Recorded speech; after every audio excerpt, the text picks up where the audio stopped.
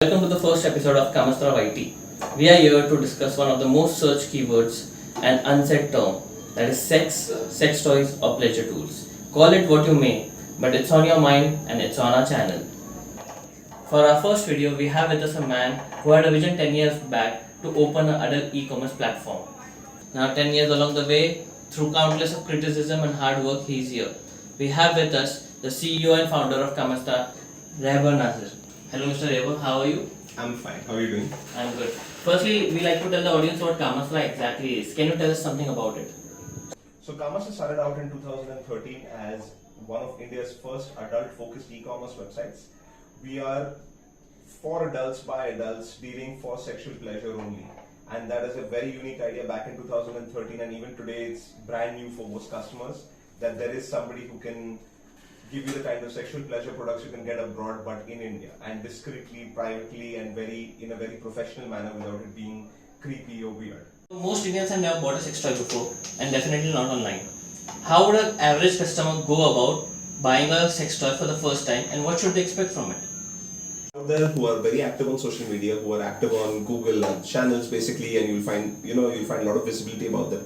So the first thing I'd suggest is, if you want a good experience with a sexual wellness product, find a website or an online platform that you can trust and that is got a little bit of a name in the market. It's been around for a while, because there's a lot of fly-by-night operators selling very cheap or Chinese kind of products, and that's really not a good experience. It might be great if you're on a budget, but it's not a good experience if you're looking for a fantastic product for yourself. So first I'd say find a good website. Check reliability is if you can get cash on delivery, because only the reliable websites will offer those kind of services. So it's a good way to make sure that you're getting a good product and that they're taking ownership of the product before it reaches to you. The third would be find a website with good customer care, with good backend support, because once you ask them questions, once you ask them what product you should buy or any advice or any questions about the product, they should know what they're talking about and not just give you very basic information. They should be able to advise you correctly, and that's something that we've done in a huge way, where we've been spending a lot of our time advising clients and customers on how to buy things and what to buy, rather than just processing purchase orders for them.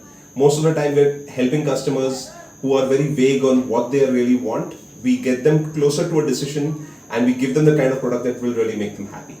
So I think if you're buying for the first time, find a website that makes sense, get good advice from them, and make sure you're buying a great product, and that will ensure that you have a good experience. Your business dates like 10 years back. 2013 was your first website, and a lot of websites that were active around that time aren't even in the show anymore. And you have been very relevant as well as competitive. So what's your secret? Well, it's a few things actually. One would be that I think we are very, very focused on the customers, and we're trying to focus on new trends. We're focusing on educating the customer. So I think we're trying to stay on point and understand what customers need today. And we're constantly improving the website, constantly improving our backend to make sure that customers are happy with what we're offering, and that most customers come back to us a second time, a third time, and a fourth time. So I think that's probably the most important thing. I think we've also put a lot of focus on the right areas. Like one is we are very discreet in terms of deliveries with customers, which a lot of our competitors haven't been. So when we send a parcel to a customer, it does not have the name of the product mentioned on top or any other relevant details or personal information on top that would embarrass the customer. And most of our competitors don't seem to have that much kind of thing built out. So that's something that works out really well. We've also been very price competitive over time. We've tried to make sure that our products are affordable. So if you come to our website, you'll find even products at 99 to 149 rupees if you really want to just try something out, going up to even about 50,000 rupees, depending on what your appetite is really for what you're trying to look for. So I think those things have really kept us in the game. In 2018, we acquired itspleasure.com. So that was a female-focused sexual wellness website. So we tried to get into that area as well and try to speak to customers and female customers in that way. And that also worked out really well. What kind of audience you have? Like what is the age, the location, what kind of gender is actually buying sex toys and other products that are available on your site?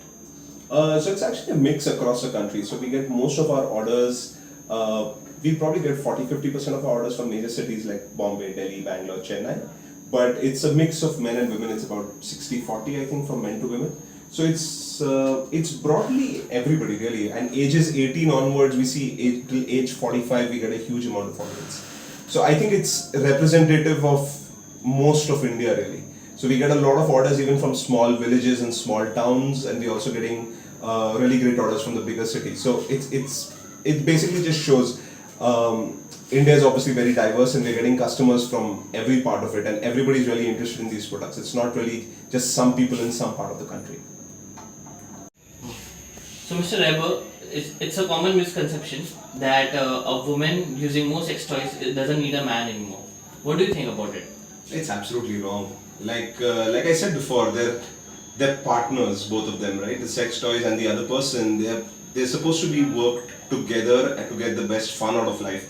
They are absolutely not in competition with each other, and there is absolutely no such thing that one person is so used to toys that they don't like the touch of their partner anymore. Toys and your partner complement each other. They're not in competition with each other, and when both when you kind of use both of them to enhance your sexual pleasure, that's just better for you. It is absolutely not a competition that only one can be used, or no, if you're too used to one, you're not used to the other. It's a complete misconception.